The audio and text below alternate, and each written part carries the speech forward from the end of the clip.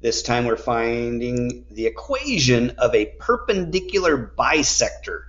Oh boy. All right. So find an equation. All right. So we're looking for an equation of the perpendicular bisector of the line segment whose endpoints are these. All right. So this is my x1, y1. This is my x2, y2. And then we have to use these pieces of data to kind of build this perpendicular bisector. All right. So we need to find our slope so we know what we're dealing with. So the slope of these two is y2 minus y1 over x2 minus x1. Plug those values in, and I get m equals y2. Notice writing them underneath makes it very easy to link them together. y2 is 4 minus y1 is -6, -6. It's a double negative, so be careful about that. Minus a -6. I said minus basically twice. x2 is -1. Minus x1 is -9. And once again, it's that double negative sign. All right, simplifying this, 4 plus 6 on top. Get rid of those double negatives. -1 plus 9. All right, that turns into 10 on top. On the bottom, -1 plus 9 is 8. And we can simplify that to 5 over 4. They're both divisible by 2. All right, so that's our slope. That's the slope of the original. So I'll call that M1. The slope of our perpendicular. Do you remember the trick I said for perpendicular slope? You flip the fraction and change the sign. It's opposite reciprocal. So I like flipping the fraction first, so 4 over 5, and then that was positive, now it becomes negative. So I have my slope. The last thing I need is a point, and that's what they're telling us, is they want it to be a bisector, so it has to be the point between these two. It has to be between these two, so basically we're finding the average of each. So now I'm looking at the average. E-R-A-G-E. Average of each, and then that'll tell me where that point is, and then I plug all that in for the equation. All right, so the x's, that's going to be -9. To average, we add them together and then divide by 2.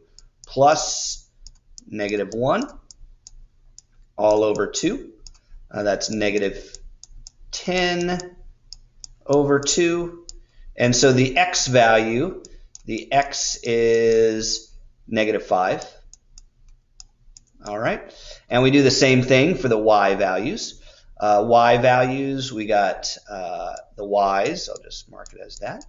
The average of them, add them up, divide by 2.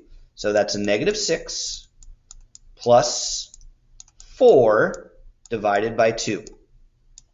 So that turns into -2 over 2, which is equal to -1. So that's the y. The y is -1. So I know I have a point. So the point on this line, on both of them, is -5, -1. All right. Now I use this slope, this point, and then I need to find the b value, y equals mx plus b is going to be my answer. And I have the m, and all I need now is the b. So I'm going to plug in the x here and the y, and then it'll help me solve for the b.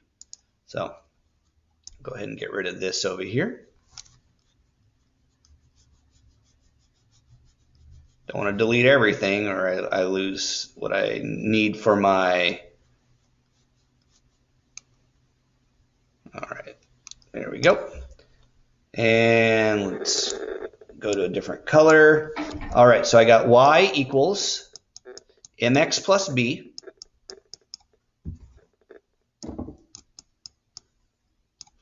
And I know now my y point was -1. The m I found was, I erased my m, 5/4, I believe. Oh, darn. Well, I'll just do it in my head. Let's see if I can do that. It was 10 x1 x2 minus x1. That's, see, 10 over y2 minus y1. Oh, darn. So I'll just do it real quick then. Y2 minus y1's on top. So 4 minus, that's 10. 4 plus 6 over. X's, x2, that's an 8.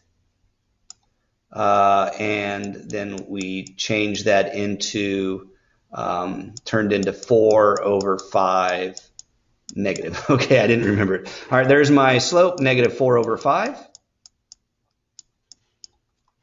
And so this was, I skipped a bunch of steps here, but that's the perpendicular slope. It gets flipped and changed signs. Okay.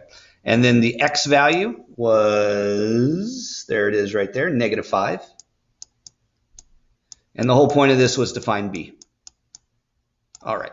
So a number times a fraction, it goes to the top, or you can just reduce out of this. So the 5 and the 5 reduce, and I'm left with negative times negative, so I get negative 1 on the left, hasn't changed, and I just have 4 out of all this, plus my b, and then minus 4.